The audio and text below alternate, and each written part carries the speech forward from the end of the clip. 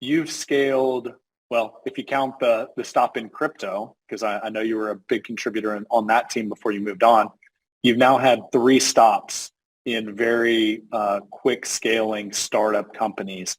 If you were to offer financial advisors lessons in how to acquire and keep great talent, what lessons would you share?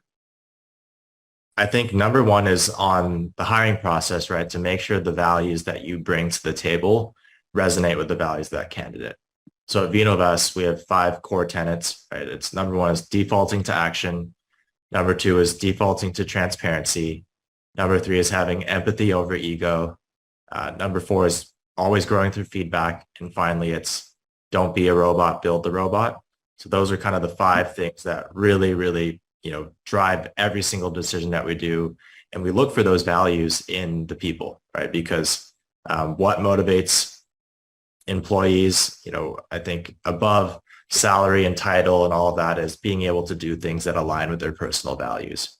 And I think if the way that you work and the way that you operate aligns with the way that your employee wants to work and operate and what makes them happy at the end of the day and feel fulfilled, that's going to be the biggest thing to align on. So it's more than just, resume. It's more than just fancy title or anything like that or fancy work experience. It's really like going first principles in my opinion. And that's kind of led to the best hires, the best retention, and the happiest employees as well. We talk about first principles thinking a lot at Triad, so I love that you brought that up. Also, one of our core values is check your ego at the door. So I love the overlap there. Let's get to that last one that you just shared. Build the robot, don't be the robot. Yep. Obviously, you're a tech company, so that applies even more so. But the whole world, ChatGPT, it's going the way of the robot and AI. Yep. What's the meaning behind that for your team? Like expand on that one a bit if you don't mind. Yeah, that's one of my favorite ones because of our tech company DNA, but also because realizing that our human time and energy is finite, right? Context switching kills productivity, right? And being able to do high value tasks with low value, instead of low value tasks, we only have that's the biggest difference, right? If you're on a call with 10 clients, right? And those are 10 clients that can give you 100K each.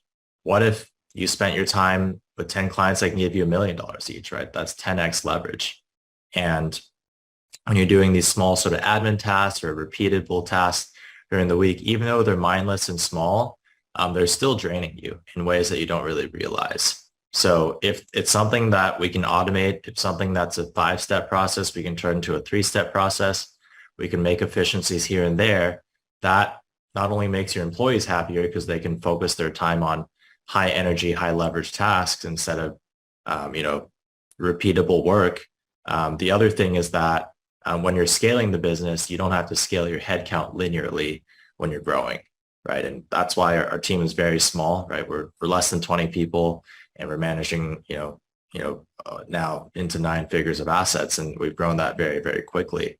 And I think that's also really crucial, especially in this economic time, right? Where you're hearing about layoffs left and right, especially in tech companies.